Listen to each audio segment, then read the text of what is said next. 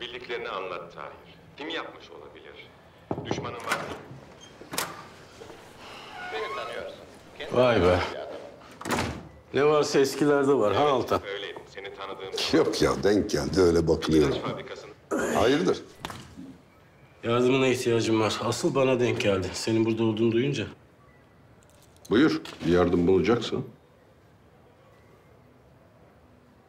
Hakikaten sen burada ne yapıyorsun ya? İstihbaratı nöbet mi yazıyorlar artık? Yeni uygulamaymış. He. Nöbet dediler, tutacaksın. Geldim. Beni boş ver, sen anlat. Ya arkadaşlar bir yerde gözaltı yapmışlar. Bir kavga çıkmış. Karakola getirecekleri yerde buraya getirmişler adamları. Bir garson varmış. Onunla konuşmam lazım. Yardım dediğim de o. Bulamıyorum adamı. Yardımcı ol da. Neredeyse bir çıkarsınlar şu herifle bir konuşayım. Halledelim.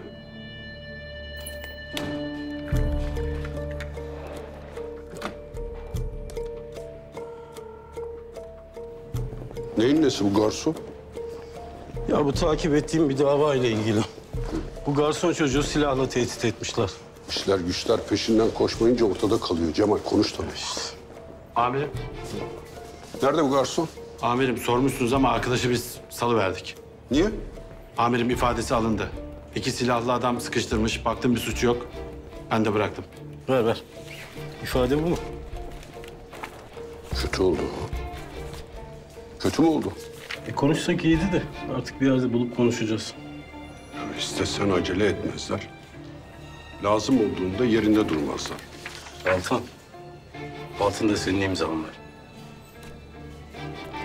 Artık nöbetteyken kaç tane imzaladıysan. Bak ya. Şimdi kötü oldu. Bilsem. Bir çayını içmeye gelirim.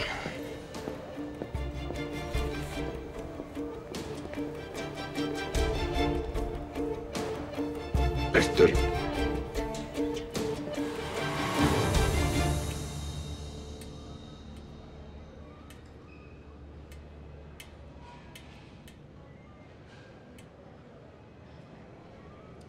Trip yapıyorsun ama burada olmanın sorumlusu ben değilim. İçim rahatladı. Dışarı çıkmış kadar oldum. Bir şey anlatmaya çalışıyorum, farkındasın değil mi? Dinliyorum işte. Komiserim. Cemal amirime senin için yalan söylüyordum. Rahat etki, rahat çalış istedim. Şu olana bak. Yani senin burada olmanla benim en ufak bir ilgim bile yok. Tesadüf diyorsun yani.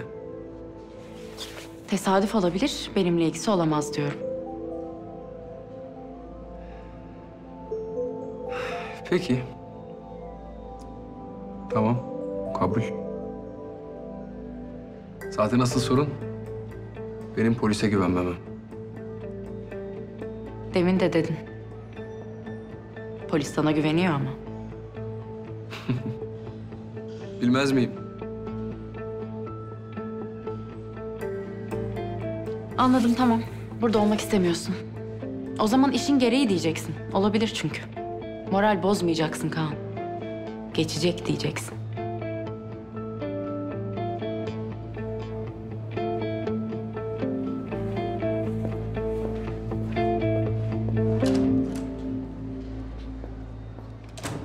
Geçecek. Geçecek. Hepsi geçecek.